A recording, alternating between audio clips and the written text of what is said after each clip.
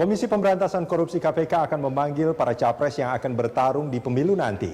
Targetnya dalam upaya pencegahan dan penyamaan visi misi para capres dalam upaya pemberantasan korupsi di negeri ini. Untuk membahas hal ini, saya akan berbincang dengan Wakil Ketua KPK, Adnan Pandu Praja. KPK sudah menyiapkan strategi khusus untuk upaya mengawal Pilpres 2014. Lembaga anti rasuah itu akan memanggil seluruh calon presiden jagoan partai politik sebelum capres menyampaikan visi misinya ke KPU. Pemanggilan dilakukan untuk memberi masukan pada capres serta rekomendasi hasil kajian KPK soal potensi korupsi di Indonesia, yakni praktik korupsi di sejumlah sektor yang juga harus menjadi perhatian presiden terpilih kelak, diantaranya di sektor energi, pangan, dan penerimaan negara. Ya, dan saat ini saya sudah bersama dengan Wakil Ketua KPK Adnan Pandu Praja. Pak Pandu, ini kalau kita bicara soal rencana KPK untuk memanggil capres-capres, apa sih Pak urgensinya? Begini, jadi bahwa kan kalau capres itu kan ada visi misinya. Visi misi bagi capres yang nantinya menang itu oleh undang-undang akan dijadikan sebagai rencana jangka panjang menengah 5 tahun. Jadi, maka kalau kita bisa mewarnai dalam proses pembuatan visi misi, maka kita akan bisa mewarnai 5 tahun ke depan pemerintahan terpilih nantinya. Artinya akan dipanggil mereka sebelum menyampaikan visi misi mereka. Harapannya supaya visi misi mereka mencantumkan apa yang diharapkan oleh KPK. Persis. Gitu. Dan ini menjadi momen penting buat KPK karena selama ini mungkin kita lebih banyak bisa ambil peran jangka pendek. Nah, kalau kita bisa terlibat dalam jangka panjang lebih bagus lagi kan, gitu. Tapi karena penentuan capres itu setelah pileg selesai, maka kita rencanakan bertemu dulu dengan para ketua partai, gitu. Bisa jadi dia adalah capres, kalau tidak setidaknya dia akan menentukan calon presiden dari partai. Apa yang akan digali dari para ketua umum partai politik ini, Pak Adnan? Pertama kita akan ajak dia berpikir mengenai persoalan bangsa ini menurut versi KPK. Bahwa dari hasil kajian kami sudah sangat jelas sekali, kami jumpai banyak fakta bahwa negara ini setelah reformasi korupsinya tidak semakin lebih baik. Terbukti terakhir kan IPK kita nggak naik 32 gitu. Nah, dari kesadaran posisi Indonesia ini kemudian kita rekomendasikan beberapa hal yang diharapkan menjadi perhatian mereka. Tentu saja dengan 3 prioritas sesuai dengan rencana KPK, energi, pangan, dan revenue. Gitu. Penerimaan negara ya? Yes, penerimaan negara. Dan kita juga ajak dia berpikir tentang bagaimana sih posisi Indonesia di mata dunia, terutama sebagai kita sebagai satu anggota G20. Itu banyak elemen-elemen yang mesti dipertimbangkan. Belum lagi tahun depan kita akan menghadapi pasar bebas. Gitu. Suka tidak suka kalau kita bisa evaluasi ke dalam bahwa sementara negara-negara yang sudah siap untuk ekspansi, kita selalu pikir mengenai politik dan politik. Kita jadi urusan dalam negerinya belum selesai sampai sekarang. Ya, nah Pak Pandu, ini kalau tadi Anda mengatakan sebelum memanggil capres-capres itu, ini akan memanggil para ketua umum. Apakah ini menjadi satu hal yang urgen untuk dilakukan? Dalam artian, apakah KPK tidak melihat sebetulnya partai-partai politik juga cukup concern dengan masalah korupsi ini? Faktanya bahwa kita tahu banyak sekali partai-partai yang kita proses di penindakan itu melibatkan tokoh partainya. Jadi yang disebutkan concern itu concern yang mana gitu kan? Dan itu kenapa kita nggak perlu mendiskusikan ini karena juga mereka lah yang telah menentukan calon-calon anggota dewan yang dari kirim ke KPU, gitu. Dan kan calon anggota dewan tidak membuat visi misi. Visi misi calon adalah visi misi partai. Ya. Maka betapa pentingnya kita membuka wawasan para ketua partai untuk bisa mewarnai pola pikir anggota dewan dari partai masing-masing. Kampanye mereka selalu anti korupsi loh, Pak Pandu. Ya, itu memang selalu menjadi jargon karena tanpa jargon itu dilihat nanti bisa ditafsirkan bahwa dia anti KPK. Nah gitu, jadi ini jualannya memang standar banget gitu loh, klise banget gitu.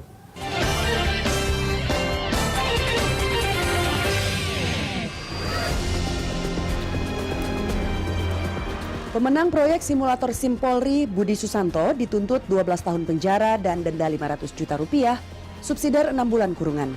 Dalam sidang di Pengadilan Tipikor Jakarta, jaksa penuntut KPK juga menuntut uang pengganti sebesar 88,4 miliar rupiah kepada Budi Susanto. Jaksa KPK yakin Budi Susanto secara sah dan meyakinkan bersama-sama terdakwa lain merugikan negara dengan melakukan penggelembungan dana proyek simulator SIM senilai 198 miliar rupiah. Oh jelas saya dikorup, saya kan ditipu orang. Ini kan korban dari sekocok kita karena balas dendamnya sekocok kan udah jelas. Dari bukti persidangan kan udah tahu. Apa sih saya melakukan? Pak Haji Samsudin gimana Pak yang anggota DPR itu sendiri?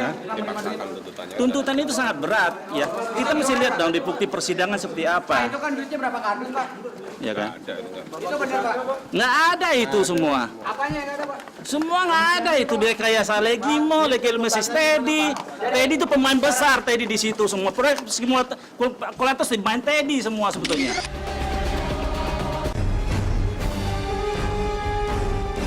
Rakyat telah muak dengan ulah para koruptor pemakan uang negara. Untuk itu, dukungan penuh selalu disuarakan warga kepada lembaga anti rasuah dalam programnya mengupayakan pemberantasan korupsi di negeri ini. Termasuk di setiap peringatan Hari Anti Korupsi Sedunia yang selalu diperingati di awal bulan Desember. Desakan juga kerap diutarakan kepada para penegak hukum untuk bersikap tegas untuk penyelamatan uang negara dengan memberikan hukuman seberat-beratnya pada pelaku korupsi. Korupsi itu disebabkan oleh keserakahan, ketamakan, maka orang itu pantas mendapatkan ganjaran hukuman yang berat. Hukuman mati pun pantas, tapi kan undang-undang kita nggak memungkinkan. Ketika memanggil ketua umum partai politik, memanggil capres-capres ini, bukankah KPK sebetulnya juga dalam tanda kutip sudah mulai bermain politik di sini? Kalau semuanya kita panggil, apa ya bisa disebut sebagai tindakan diskriminatif? Kan enggak. Semua kita panggil dengan jumlah waktu yang sama pada hari yang kita sepakati. Saya rasa enggak gitu. Tapi kalau ada pendapat itu silakan, boleh-boleh aja. Tapi kami nggak pernah berpikir seperti itu dan tidak boleh berpikir begitu. 10 tahun KPK, Pak Pandu. Tadi Anda mengatakan ada 3 sektor yang paling bukan hanya paling rentan tapi paling banyak dikorupsi ya. Ada sektor energi, pangan dan sektor pendapatan atau penerimaan revenue di sana.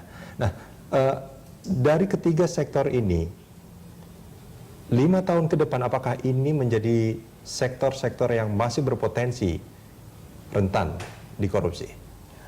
Gini,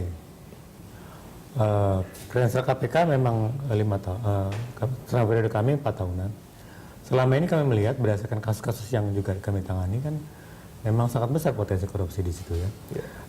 Gak usah jauh-jauh aja. Kenapa industrinya sendiri memang membutuhkan padat modal sehingga akhirnya hasilnya besar. Misalnya konsesi terkait migas kan membutuhkan modal yang sangat besar dan hasilnya pun besar. Maka potensi korupsi besar pula. Jadi sangat simpel untuk melihat kenapa kita pilih 3 prioritas itu. Yang kedua mengenai ketahanan pangan. Kan pangan menyangkut hajat hidup semua warga ya. Betapa itu kita perlukan, harus kita kawal juga. Revenue jelas. Itu menyangkut APBN. Ya. Gitu. Jadi saya rasa so far masih itu yang jadi prioritas. Apakah kementerian-kementerian yang terkorup juga kementerian yang terkait dengan hal itu? Kalau ukurannya adalah perkara yang kita tangani sudah jelas kan. Gitu. Tapi kalau Kementerian SDM, iya, Pertanian, terus Kementerian Keuangan, itulah yang kita tangani kan. Walaupun sebenarnya kalau lihat dari alokasi anggaran yang paling besar kan di pendidikan, gitu. Tapi karena mungkin itu terbagi rata di sekian banyak provinsi sehingga menjadi kecil-kecil. Tapi kalau SDM kan seorang kontraktor aja bisa menghasilkan berapa dan sebagainya sehingga akhirnya peranan SKK Migas sangat penting untuk bisa mengawal itu. Kita lihat SKK Migas yang mendapat mandat begitu besar, kenyataannya sampai sekarang sangat sederhana, kita tidak tahu berapa jumlah minyak yang keluar dari bumi pertiwi hari demi hari. Sementara sebuah produsen susu bisa mengetahui stoknya di Papua berkurang, udah tahu di gerai kan. Ini ironis. Jadi ketika seorang poster diturunkan mengendalikan itu juga nggak dikerjain, malah buat yang lainnya. Jadi ternyata di Indonesia itu korupsi begitu diciptakan ya, sistem itu dibangun sehingga membuka peluang korupsi. Baik. Nah, yang sangat simpel juga, saya mendengar ada tender konsesi migas itu atau tender-tender di sekitar migas itu, masa sih sekarang tender itu dilakukan dengan fax? Dikatakan tutup jam 10 malam. Begitu rekanan sudah masuk, katakan sore hari, dicabut itu, dimatiin itu listriknya. Kan, jadi sangat ironis ya, sangat ironis. Dan kalau saya melihat juga antara lain political will-nya kurang keras. Jadi banyak cara untuk korupsi ya, Pak Pandu ya. Tapi tolong jangan lihat semuanya dengan kacamata pesimis. Baik. KPK sudah punya banyak teman. Setidaknya di kalangan pengadilan di Mahkamah Agung itu sudah lihat sekali perbedaannya kan. Kemudian jaksa sudah mulai ada, kepolisian sudah mulai. Jadi mudah-mudahan makin banyak orang melakukan upaya seperti kami, makin bagus. Terakhir Menteri Kemenhan menangkap tangan terkait penyuapan seorang dirjen, OTT model KPK sudah dilakukan. Jadi bagus ke depan. Upaya pencegahan KPK terhadap praktik korupsi di sejumlah sektor harus menjadi perhatian Presiden terpilih kelak, terutama potensi-potensi korupsi yang kerap terjadi di sektor energi, pangan, dan penerimaan negara. Masih segar di ingatan kita beberapa kasus yang juga masih berjalan prosesnya di meja persidangan. Di sektor energi, ada kasus suap SKK Migas yang menjerat kepala SKK Migasnya sendiri, Rudi Rubiandi ini. Kemudian di sektor pangan, kasus pengadaan sapi impor yang melibatkan pimpinan tertinggi partai berbasis agama Presiden PKS Lutfi Hasan Ishak. Dan masih banyak lagi kasus-kasus terkait penerimaan negara seperti korupsi yang dilakukan mulai dari pegawai pajak Gayus Tambunan hingga Dirjen Bea Cukai Heru Sulastiono. Tapi di sisi lain juga ada pertanyaan, pemanggilan mereka ini termasuk fungsi KPK yang mana? Pencegahan. Jadi itu kan biasanya setelah kita panggil, diharapkan akan ada polisi-polisi yang akan keluar nantinya, dan polisi itu kan bentuk pencegahan korupsi kan, gitu. Jadi harapan kita bukan hanya polisi ya, kita akan mengajak dia berpikir secara makro mengenai misalnya bagaimana pertama polisi, yang kedua bagaimana menyikapi situasi global. Kita adalah bagian dari tatanan dunia dalam urusan korupsi. Jadi dari berbagai sudut pandang. Ya. Nah, kalau kita bicara soal pemanggilan ini, mengapa ini momennya diambil pas pemilu, Pak Pandu? Apakah tidak lebih baik setelah pemilu mereka disampaikan supaya mereka-mereka yang terpilih sebagai wakil-wakil partai di Senayan misalkan, atau dimanapun anggota legislatif ini lebih aware tentang apa yang akan dilakukan KPK jika mereka menyimpang? Nah, itu bedanya. Kalau kita panggil setelah dia terpilih, maka kita akan hanya memberikan masukan untuk jangka pendek sifatnya. Tapi kalau sebelum dia terpilih, kita akan bisa mengukur antara janji politiknya dengan pelaksanaannya. Satu. Kedua, kita akan bisa berkontribusi karena visi misi calon akan menjadi rencana jangka panjang menengah 5 tahun ke depan. Jadi akan sangat strategis kalau kita bertemu sebelum mencalonkan diri, sebelum membuat visi misi. Ya, Pak Pandu, tadi Anda mengatakan pemanggilan capres ini adalah termasuk dalam fungsi pencegahan KPK. Ya. Ini menjadi pertanyaan juga. KPK seringkali lebih menonjol di bidang penindakan gitu. Ini kenapa nih pencegahannya kurang begitu menonjol? Sebenarnya kalau KPK kan kita punya 4 deputi, hanya 1 deputi di bidang penindakan. Gitu. Jadi buat kami sebenarnya sama. Tapi karena media, teman-teman media lebih tertarik untuk mempublikasikan yang terkait dengan penindakan saja, sehingga akhirnya Anda kesimpulan seperti itu. Sebenarnya buat kami enggak, semuanya sama. Itu apalagi hanya satu dari 4 deputi. Atau mungkin publikasi mengenai fungsi pencegahannya kurang dilakukan, Pak Pandu, karena kan media nggak mungkin tahu kalau tanpa publikasi sebetulnya. Gini dong, di sini itu teman-teman media bahkan ada yang nginep. Kita terbuka terhadap media, gitu. Persoalan di media kan kita tahu bahwa mereka memberitakan yang laku dijual. Nah, good news is bad news.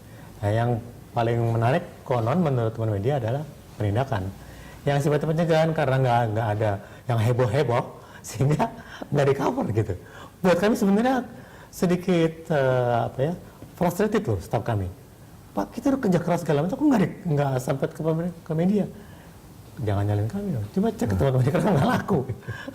Jangan-jangan kita mesti mengundang duta, artis dan sebagainya untuk mengkampanyekan pencegahan. Kayaknya mesti begitu kali ya. Nah, Pak Pandu, target dengan memanggil ketua umum, terus kemudian juga memanggil capres-capres nanti, apa? Targetnya membuka wawasan dia bahwa kami berharap dia berpikir kemudian membuat policy dan sebagainya sesuai dengan persoalan yang kami hadapi. Gitu. Kita boleh buat perencanaan yang secanggih mungkin, tapi kalau tidak ada sentuhan anti korupsinya, itu bakal banyak bocor. Yang pada gilirannya akan rugikan masyarakat luas. Gitu loh. Maka kita akan coba mengajak dia berpikir dengan apa yang kita kerjakan selama 10 tahun. Jadi memahami situasi ini. Dan menurut KPK, kasus-kasus atau masalah korupsi di negeri ini sebetulnya sudah sangat luar biasa. Amat sangat. Dan jangan salah bahwa apa yang sudah kami lakukan selama ini juga mendapat apresiasi besar dari berbagai kalangan internasional, sehingga kita menjadi model di dunia. Jadi ironis dong, ketika dunia melihat KPK sebagai model, tapi capres tidak melihat KPK sebagai model, kan ironis. Baik, Pak Pandu, terima kasih banyak sudah bersama kami di Bedah Politik. Terima kasih. Ya, demikianlah perbincangan saya dengan Wakil Ketua KPK Adnan Pandu Praja.